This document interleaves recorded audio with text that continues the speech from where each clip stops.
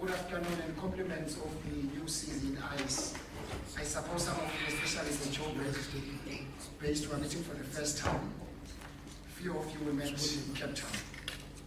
Very jovial, very celebratory kind of an event. The Secretary General. So our sound is only coming from there. We're not getting from you. It's only coming from those two microphones. So we're hearing Mr. Mantashe whispering. Yes, we can hear you. So we must switch this off. Why doesn't switch off? It's about this.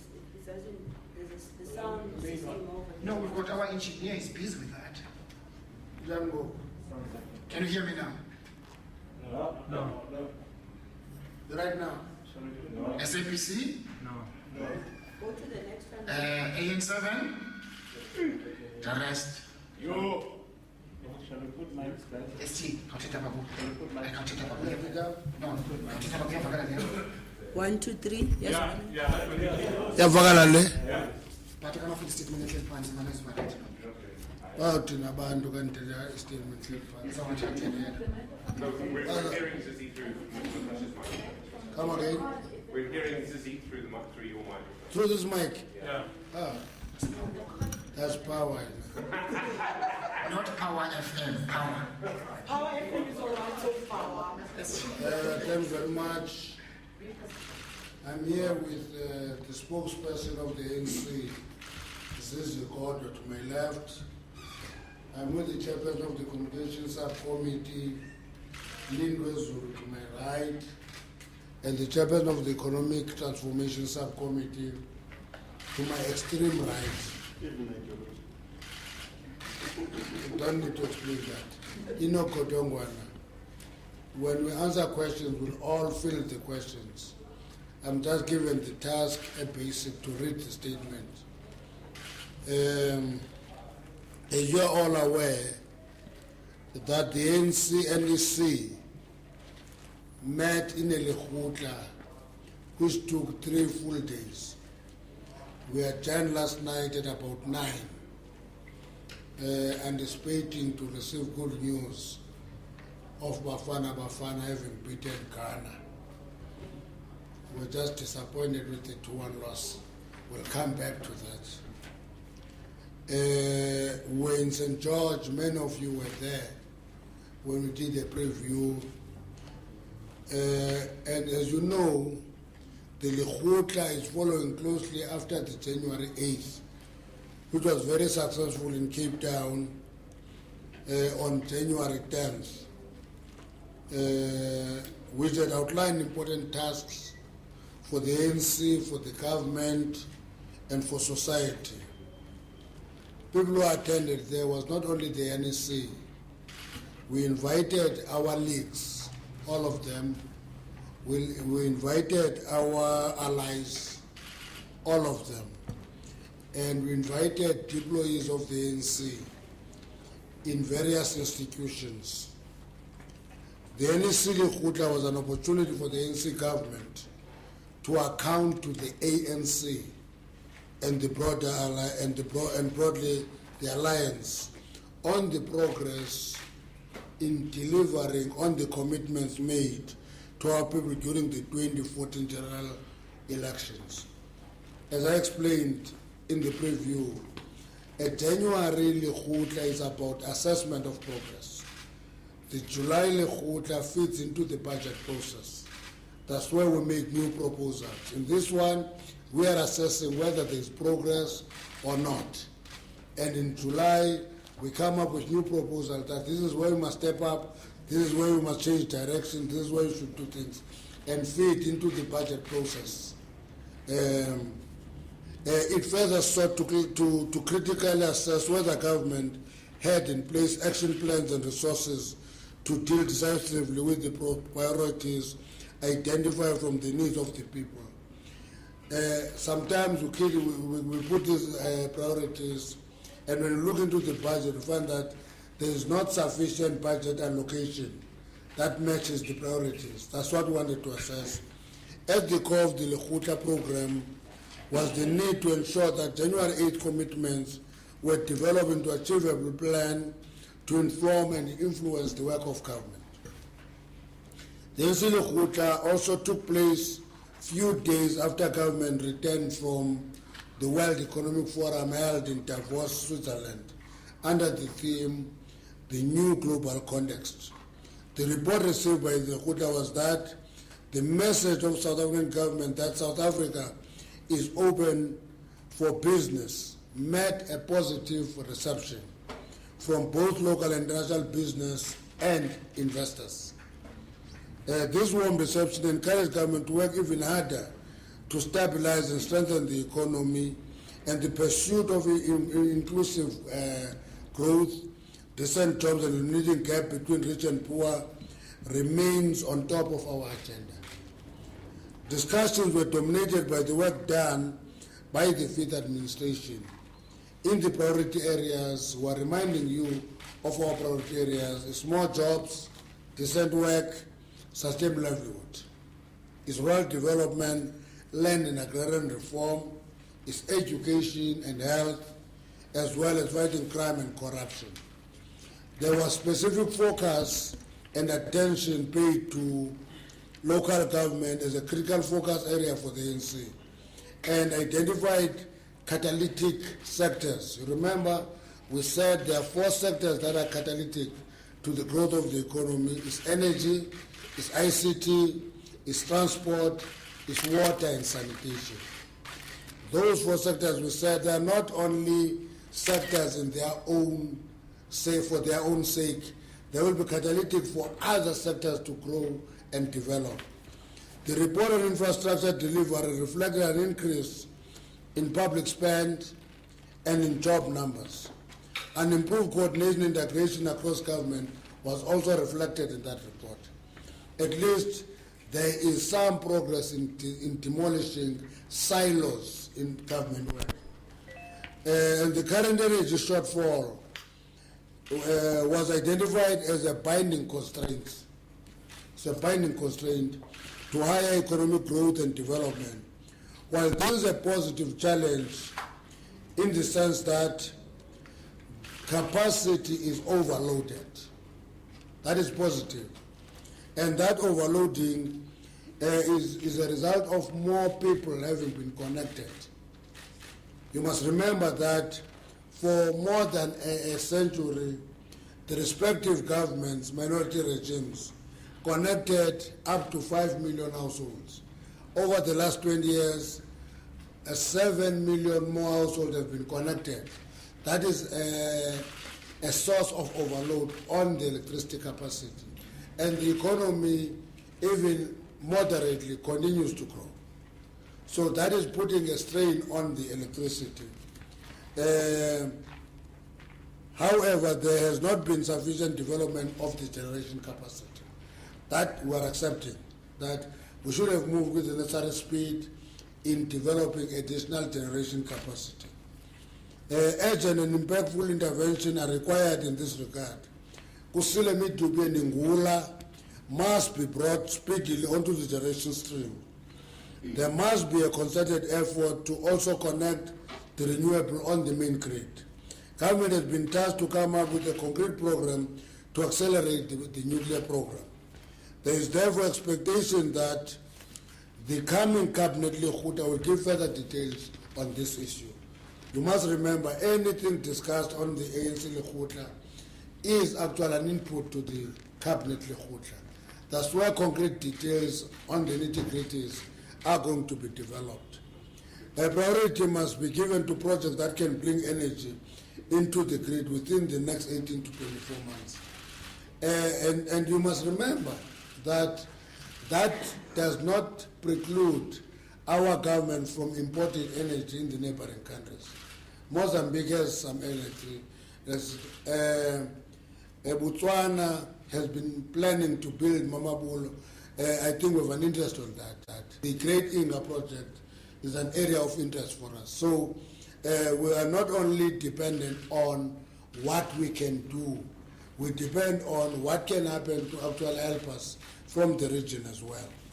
Information communication technologies, particularly broadband, have the potential to propel our economy to our levels of growth, opening opportunities for new industries and modernizing delivery of Social and Economic Services, lekgotla has directed government to finalize the digital migration process to support broadband rollout. Government must, with the necessary speed, meet the deadline of 15 June 2015. That was emphasized in lekgotla that, listen, we can't play hide and seek on the area of digital migration. The deadline set international is the 15th of June 2015. So that issue is put back on the agenda of government. Listen, let's not play hide and seek on this matter. Let's work with the necessary speed. lekgotla has also resolved to sustain and expand key infrastructure program and ensure focused attention to strengthening the agricultural, mining and manufacturing sectors. As part of our industrialization drive, lekgotla has further mandated government to resolve governance challenges on state-owned companies to ensure that these state institutions are able to play their role as effective instrument of change. The sooner we stabilize those institutions, the better for us. We must not all the time we get news about this. It's about a bailout of this kind or that kind. It must be institutions that are actually helping us accelerate the program. That will be in terms of state-owned companies and development finance institutions. Because development finance institutions must be developmental in outlook and therefore have the risk appetite that is necessary to find projects with the potential of improving our development. SMEs and cooperatives must be supported. All government programs must seek to provide markets for their goods and services.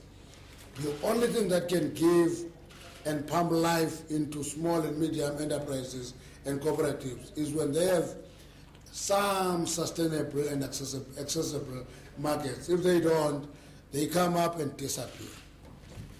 On rural development, land and agrarian reform, the lekgotla has called for more decisive interventions leadership from the government to accelerate the pace of land redistribution.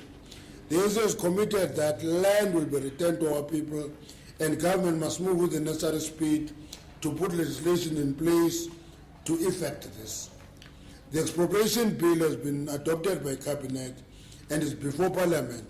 Government is expected to elaborate on the 50-50 policy framework, relative rights for people working and living on the land arising from the ANC 53rd National Conference resolution giving effect to the Freedom Charter Clause.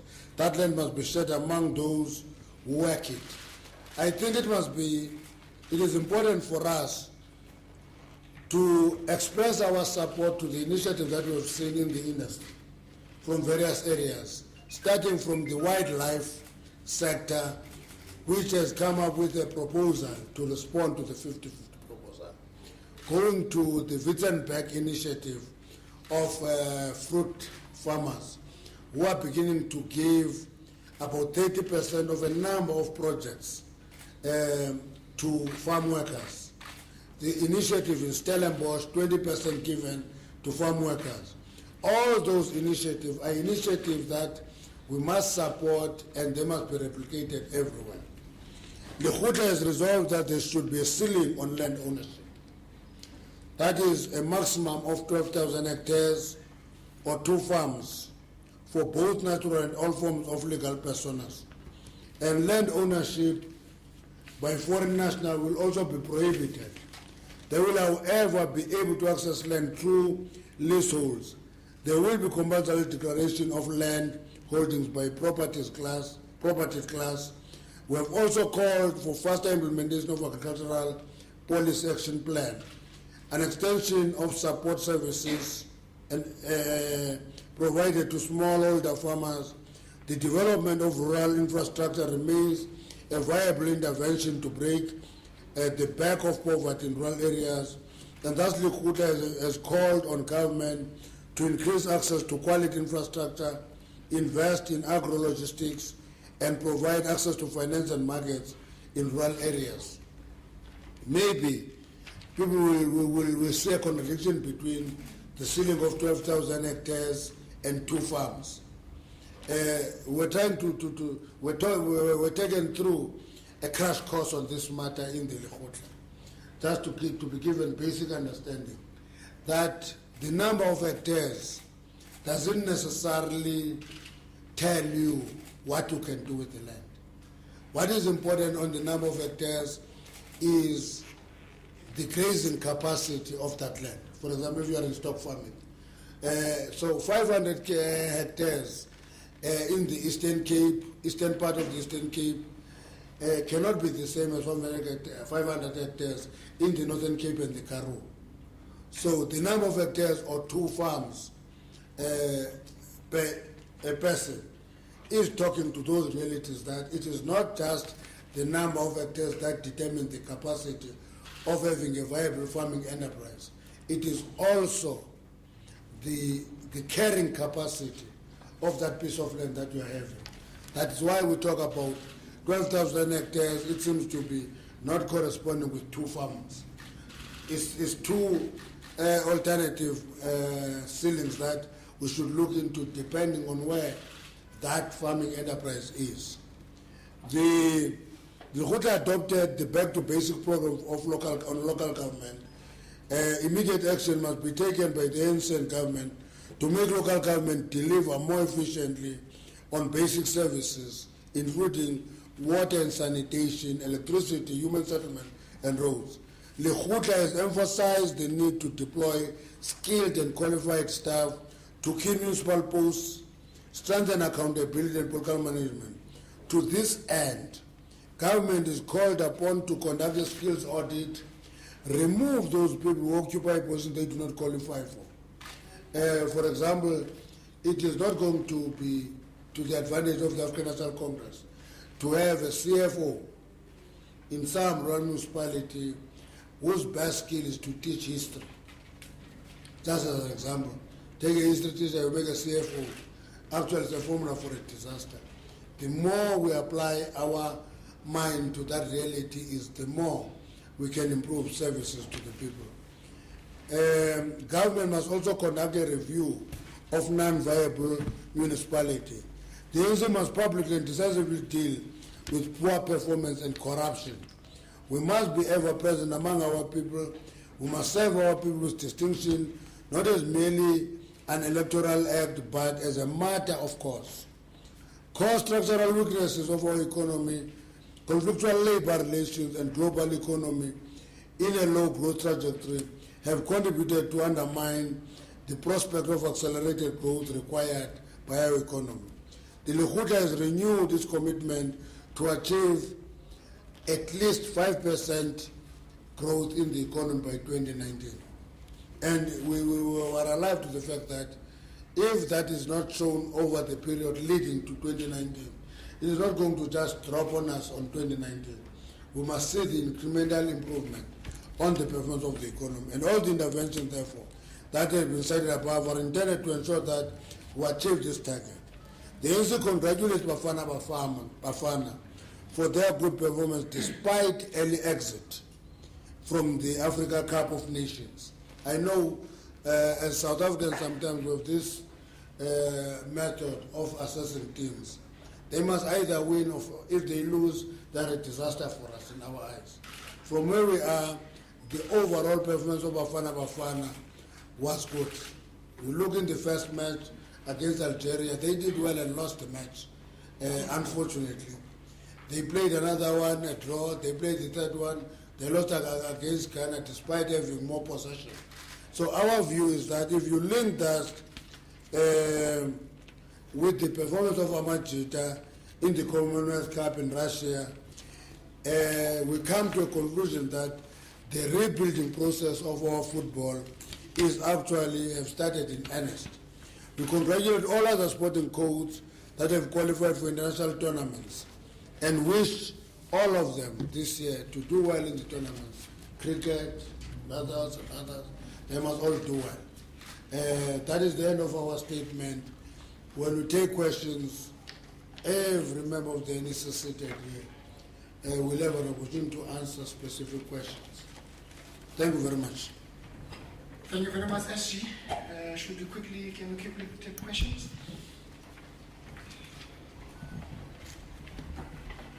The Auntie Annie. Yeah, wow, this is history. Thank you very much for coming. Stephen? Stephen. No, you won. SABC, Natasha.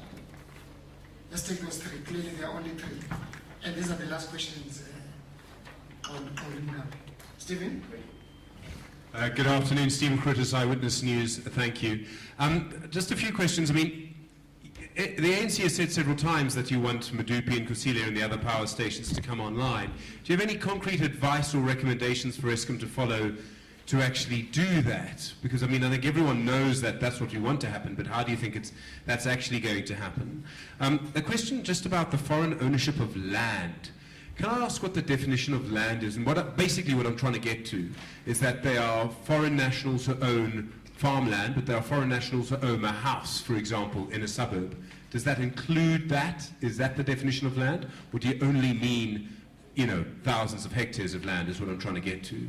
And then would your ceiling also mean that an agricultural company that runs farms, I mean, in some countries, agricultural companies own large parts of land because they put all the farms together.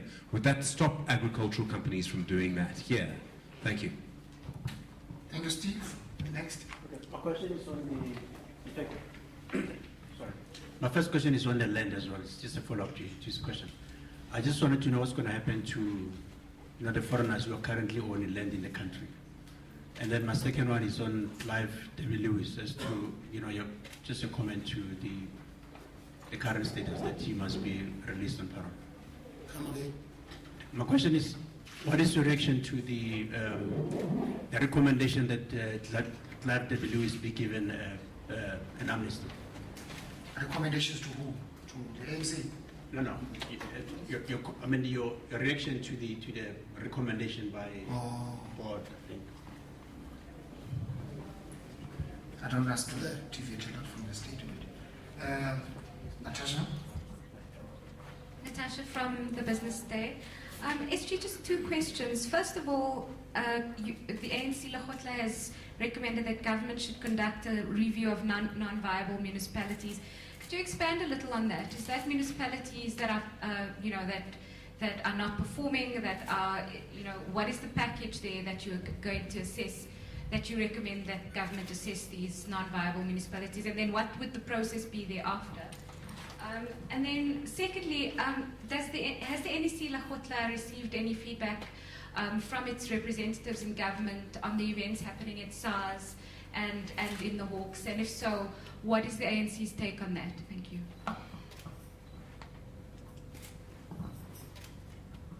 Thank you, Natasha. Oli? Thank you very much. Toli from ENCA. The question relates to the State of the Nation address. We know that the EFF pronounced earlier in the month that they would possibly disrupt proceedings at the SONA. Do we know what measures are there to try and talk the EFF out of this? Are there any such moves to sort of talk to the EFF? Or is everything left to the 12th of April then?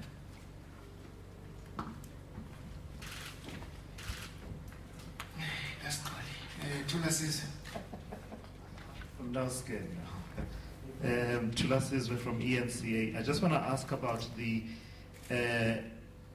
skills audit that you're talking about. Does it apply only at local government, or is it across all three spheres of government, and the removal of people who are clearly not qualified, is that limited to just local government? And if so, why?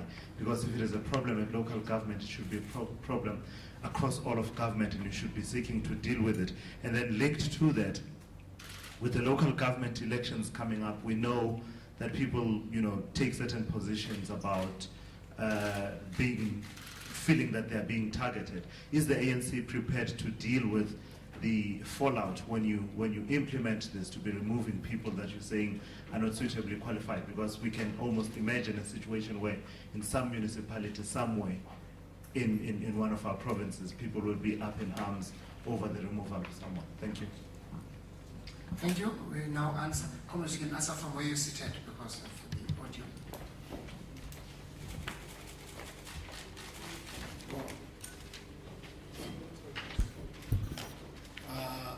Abafuna ukuthetha.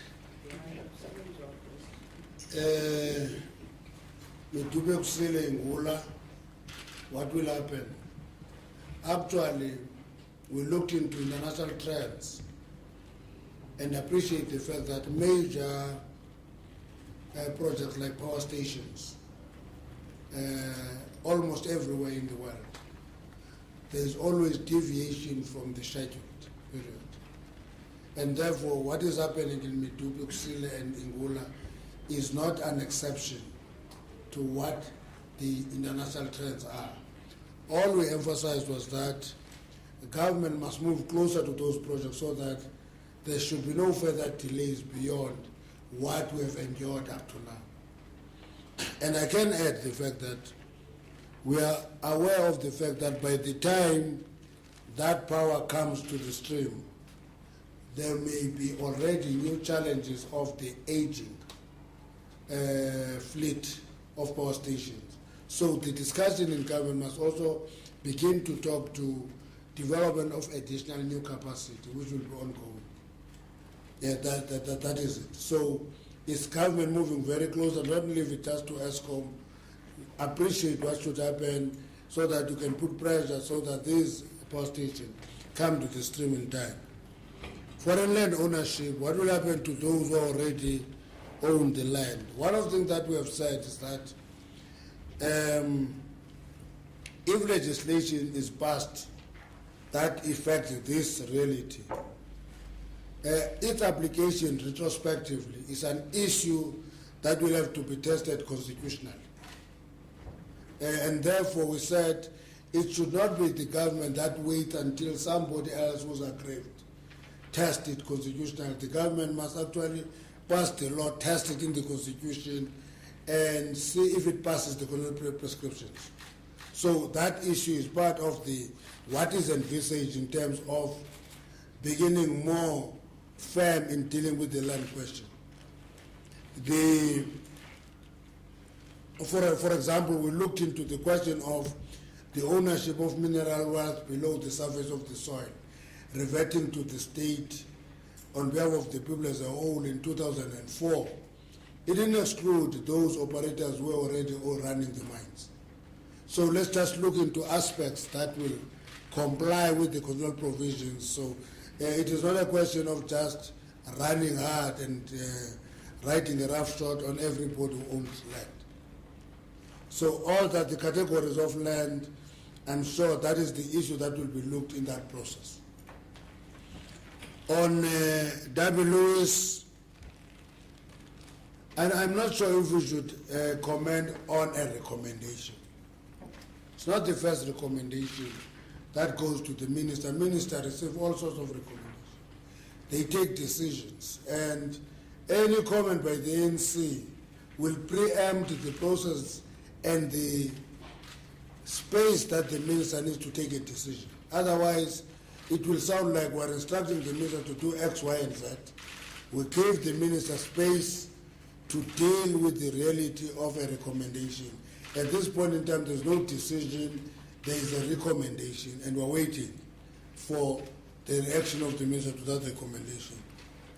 Non-viable municipalities, there are a few things that can be done on that. For example, there can be revisiting of outer boundaries of municipalities, and therefore repackage a number of municipalities to ensure that some municipalities are merged to ensure that there's at least some revenue base, there's some sustainability, and that is what we have appealed to government and the relevant departments to do. Rather than just saying they are unviable, so what? Actually, when we looked into municipalities, we discovered that there will be municipalities that have 5 wards.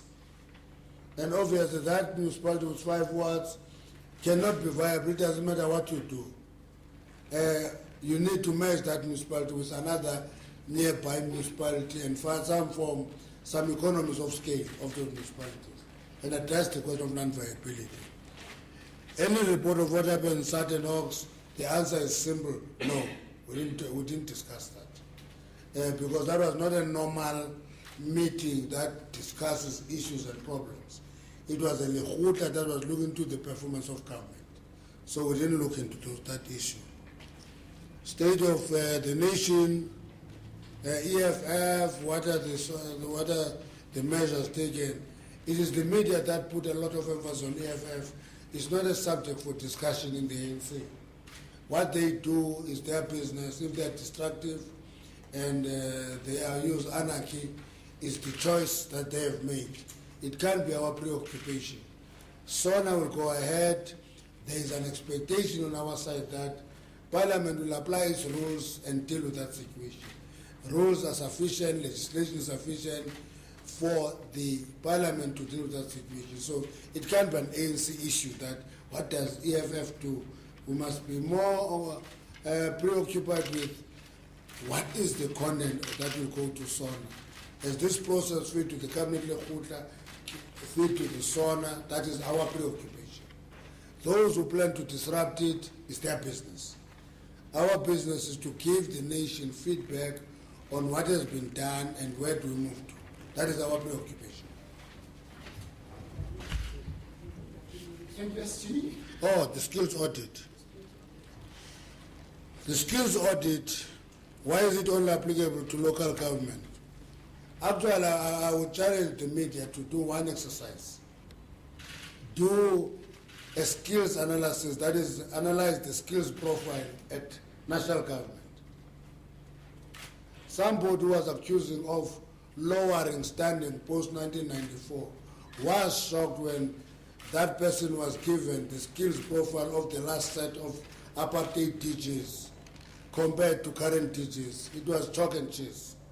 Actually, we've improved that in that situation. So I think the media can do that exercise independent of us and check if there's a decline in terms of the skills profile or anything. There's a different issue in terms of experience, which is a function of exposure and doing work practical. That's where the difference is. But in terms of the skills profile, at national government level, there is no problem of mismatch of skills. That problem is more prevalent at local government level because appointments are done locally and many factors influence that appointment. And our view is that there should be no many factors. A person who gets appointed to a position must have the prerequisite skills and qualifications for that particular position. And that's what we say should be looked into. There's a lot of improvement since we started that campaign. And I think it reflects on the number of improvement on audit results. We're not having 100% clean audit, but there's significant improvement on the audit results at local government. And we say intensify that work because it is necessary for the country. On the fallout if people are removed, I don't think there will be fallout. People want proper service. They don't want to be used to protect individuals. People want skilled bureaucrats who can help improve service provision to society. And that's it.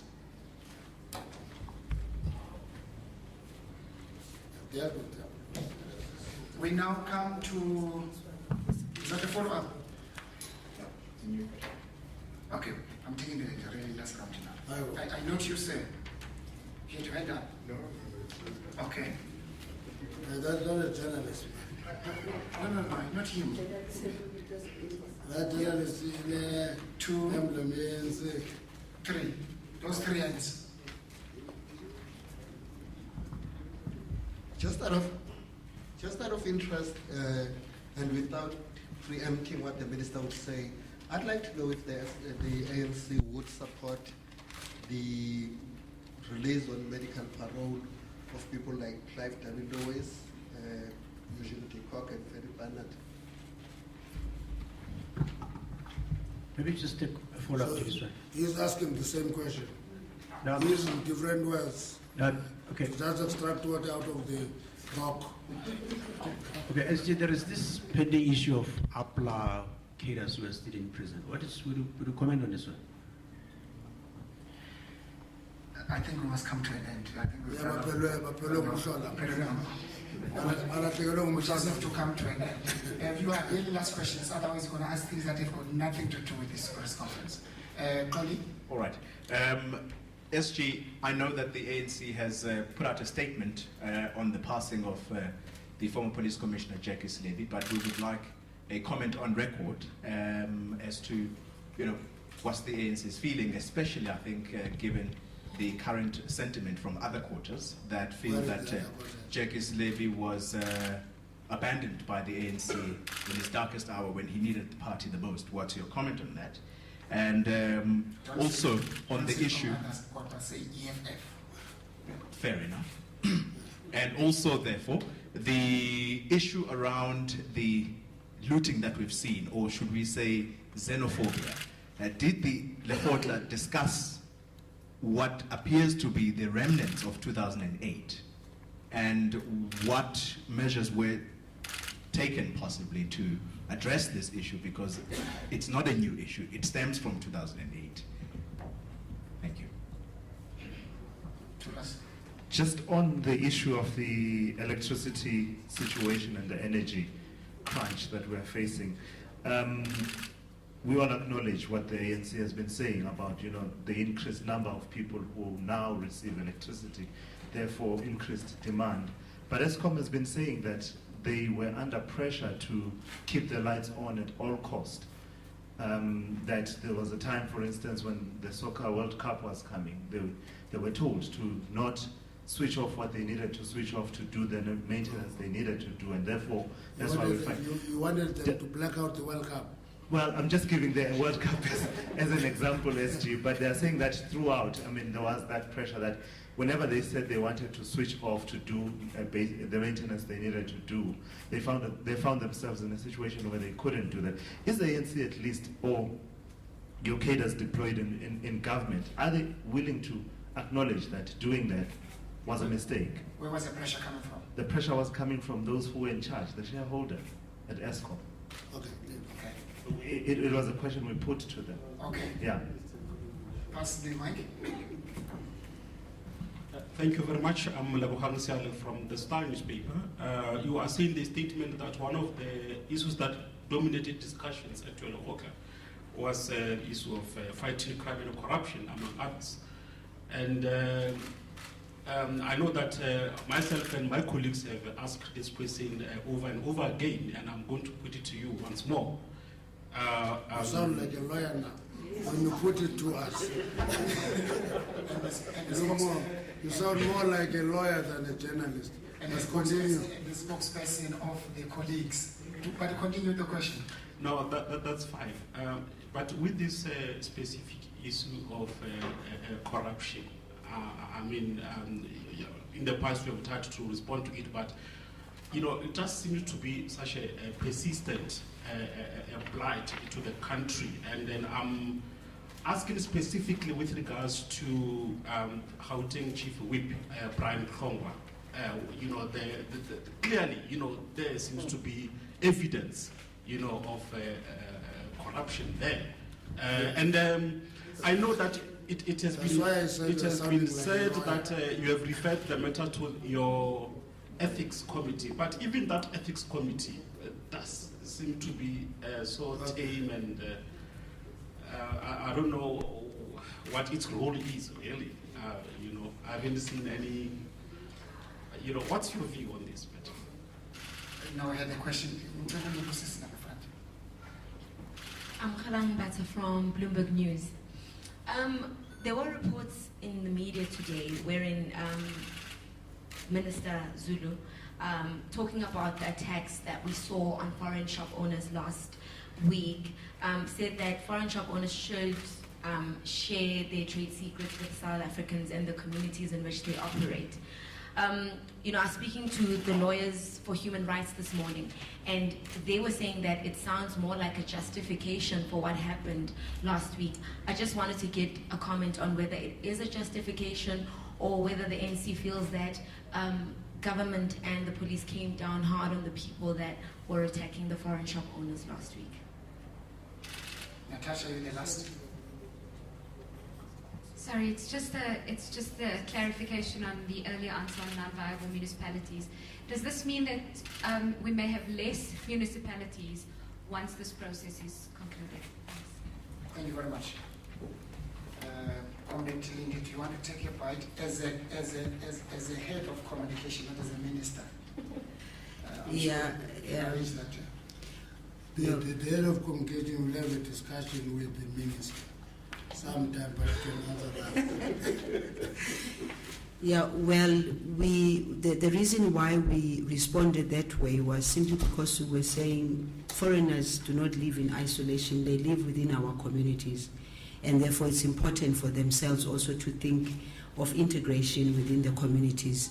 The issue of sharing of skills, yes, there is absolutely nothing wrong with them sharing with the communities in which they live in. And we do understand that there's an issue of competition, but the big message here was people who live in South Africa and live within the communities of South Africa, we need to find the best ways of ensuring that they are integrated into the communities. The interests of the communities are just as important. It's not about just doing the business, and that's all they're interested in. That was the background to that response.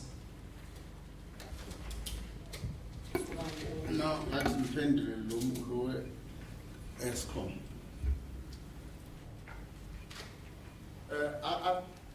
Is it? Can you hear me? It's on. Okay. No, I mean I was Deputy Minister of Public Enterprise in 2010. It's not on. The one next to you. Thank you. Yeah, no, I'm saying I was Deputy Minister of Public Enterprise in 2010. And therefore must have been a shareholder of ESCOM and representing the shareholder in ESCOM. I don't remember any pressure on ESCOM to not to switch the lights. What that means is that the kind of pressure we have on our electricity at the moment did not exist at the time. I think I'm raising this point to say, yes, there's a challenge, but once we get into starting pointing fingers, it's not helpful. Because what you have is a situation where the system is stressed. And therefore, the economy is growing, we've put more people into the system, and the economy itself is growing. And therefore, it's putting more stress on the system. And therefore, the reserve margin is low. And ESCOM's capacity to be able to do the maintenance in the proper way, given the lower reserve margin, is a challenge. So my sense is that whoever, I don't want to be doing the pointing fingers. I'm saying we have a challenge in the sense that the economy has grown, we've put most people into the grid, and therefore the system is under strain. The reserve margin is low. What is needed is to put, which we emphasized in the meeting today, is to make sure that we distinguish between the long term. The long term, we've got the IRP, whose main objective is say what kind of generation. The integrated resource plan, which government has, which says over the next 10 to 20 years what kind of generation mix we want to have in terms of the different technologies and what kind of capacity we need to put in place over a long term. But the system over the next 18 to 24 or 30 months is still going to be having a challenge. That's why if you look at the statement read by the SG, says focus priors must be given to those projects which can come on stream over the next 18 to 30 months. So we acknowledge that. That's the urgency in which we attach to the problem. Will the ANC support the release of WS? I don't know why should we be asked that question. Because the ANC is a governing party. There are processes and institutional processes that deal with those issues. The ANC will respect those processes. But it can't come out and say we support so and so and so and so. It can't work that way. They must go through the processes. Just as assume we say, yes, we'll support that, and if it is not released, it means that we will take an offense. That's not the position that the ANC should talk on these matters. You talk of cadres of APLA and MK, not APLA only, and MK. You see, once you say APLA and to stop there, I know that you are polarizing the discussion. You are not being objective. You just want a polarized debate. APLA and MK, all those issues are issues that are being looked in those processes. Because, you know, I was reading an article by some of you last week, which says, an APLA authorized bank robbery. Now, and the article was arguing that is political activity. Post 1994, APLA approved bank robbery. Post 1994. So those are details that are nitty-gritties of what should be looked into in processing those cases. I don't think the ANC should be talking to those issues just out of the blue and face value. Processes must go through, deal with those issues, settle those cases, and the ANC support the institutional framework that is there to deal with those cases. Some, you sound like somebody I know, Gambe, when you say some among us. I believe that he was neglected. I don't think that is opportunistic, really. The result of the matter is that, again, there was arrest, prosecution, and conviction of a cadre of our movement, a great leader of our movement, okay? Because you can't take that away from Jake. Just convicted. Where do you neglect him? Should you go and say to the justice system, please don't try Lindwe Zulu because the great cadre of the movement. That's not the issue. It can't work that way. But what is important is that we must never throw away the contribution of Jake Slibe today. We should not do that. We should try as much as we can to remind society of what Jake Slibe did. And my only gripe on this issue is when those who have resources can buy themselves out of prison, and you have a Jake Slibe who is incarcerated, you have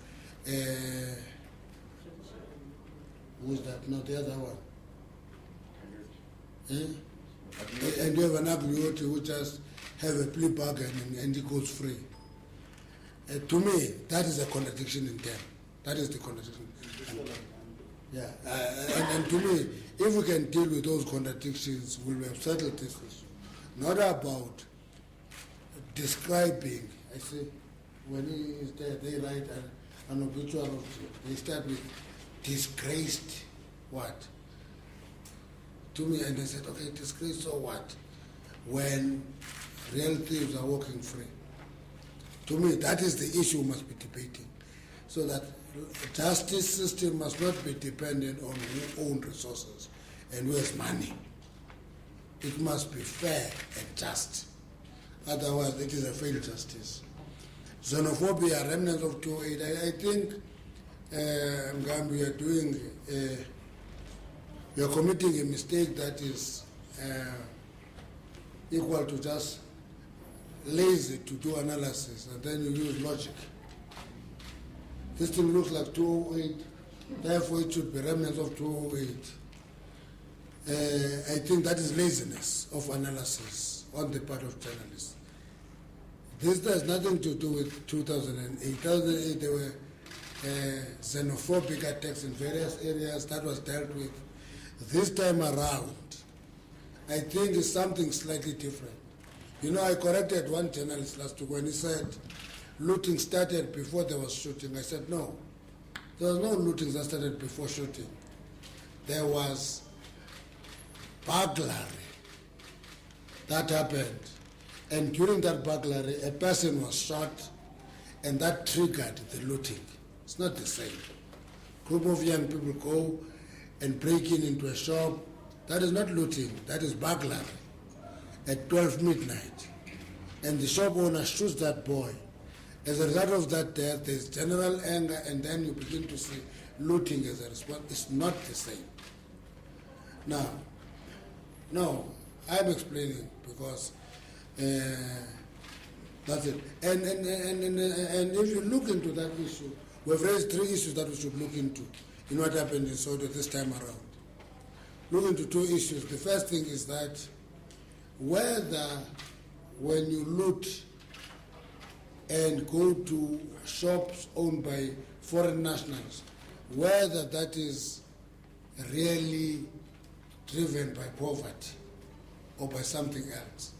And as a lot of our analysis, there we make a big distinction between xenophobia and Afrophobia, because every time you open SAFM in the morning, there is a chap called Janos, a name similar to the person who killed Chris, who always speaks in a strange accent. Nobody chases him because he happened to have a better looking complexion. A person who's chased everywhere, again distorted last week, and who will be called El Kwere will only be from Africa. And that is Afrophobia. And it reflects hating of our own and lack of respect of our own. And what we should be doing is to educate our people more about South Africa, because South Africa sometimes say South Africa and Africa. South Africa must actually be educated to appreciate the fact that we are part of Africa. And that is the second threat that came out of that area was when 11 people were arrested in possession of unlicensed firearms. 10 of them were foreign nationals. Okay. Out of 11, 10 were foreign nationals. That is a threat, and we should deal with it, look into it, understand it. Thirdly, is the point that Comrade Lindway is making, is that people who are making a contribution to the economy shouldn't be treated as enemy. Those people are making a positive contribution to the economy. They must be welcome and be assisted. But what we should be working on is a framework that regulates that level of the economy, so that it's not a free-for-all.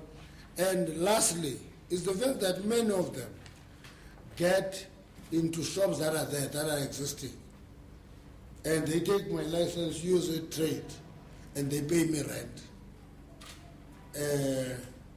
I get 30,000 rand a month when I trade. They pay me a rent of 75,000 rand. Now I get 75,000 rand seated at home instead of 30 rand after hard work, and people get attracted to the rent. It's an issue that we should talk to, and I think there is a ministry that must deal with that issue and give us the proper analysis. And if we don't do that, every time there is a problem, there will be anger, because half the time I give a foreign national my shop or my spaza, and I don't introduce that person to the street. Nobody knows who he is, where does he come from, and so forth. And when there's anger, then it becomes a target. We must go back to the question of street committees, where a person comes to a street, he gets introduced, we all know who he is. And there are quite a number of other things that we can look into that issue. So it's not just a simple remnants of the 2008, it's something that we should deal with. And the last thing I want to make is that you must also never deny that poverty does impact on behavior. Okay. Yes, answered the ESCOM question, but one thing that is important, how negative is it to put pressure on an institution whose responsibility is to keep lights on, to say, hey, my daughter, keep the lights burning? What is wrong with that? Maybe if somebody in asking that question can tell us how negative it is when a company has a primary responsibility of keeping the lights on, to say, hey, keep the lights on. How negative can that be? Or should you go to them and say, switch off? Load shedding is not enough, keep the country in dark, and it should be in darkness. Then you are contradicting the primary objective of that company. My friend from the Star has evidence about Brian Shaw. he has evidence about Brian Hlong. Brian Hlong was not convicted by any court of law, but my friend there has evidence. Now, that is where the problem is, where you try people in the court of public opinion, and you find him guilty, and you have some imagined evidence that has not been tested anyway, and you go around saying there's evidence against Brian Hlong. And if Brian Hlong sues you, you're going to say there is an attack on the media. But we're going around saying things that cannot be backed by any facts. There's courts here, and our justice system is working. Take that evidence that you have, give it to the law enforcement agencies, let them be arrested and be tried. Don't go around and say there's evidence that has not been tested anyway. Because you are like dry grass inviting fire as a guest, you know. When dry grass invites fire as a guest, it's just inviting trouble to your house. Don't do that. If you have evidence, give it to law enforcement agents, let Brian Hlong be arrested, prosecuted, and be convicted. If there's this compelling evidence that you're talking about. Okay. I'm not going to talk about the Integrity Commission, because when you talk of compelling evidence, Integrity Commission is not finding people guilty or not. It is dealing with the image of the ANC. The test is different. Yeah. I'm saying the test is different. Yes, because all they say is whether this case is impacting on the image of the movement. That's it. They don't find you guilty or not. Yes, there's this case that has been going on about you. It is impacting negatively on the ANC. They make a recommendation. So they are not finding people guilty or not guilty. So if you think that is a disciplinary committee, and therefore you say you don't understand what they are doing, indeed you don't understand what they are doing. That's the reality of the matter. Because the test is different. The last question is, somebody talks about lawyers for human rights and what happens in Soweto. I don't think we should try to talk for the lawyers for human rights. We should not even try to do that, because we are not a law firm. We are a political organization. That's not why we are. That's it. Will we have fewer municipalities? Possibly, yes.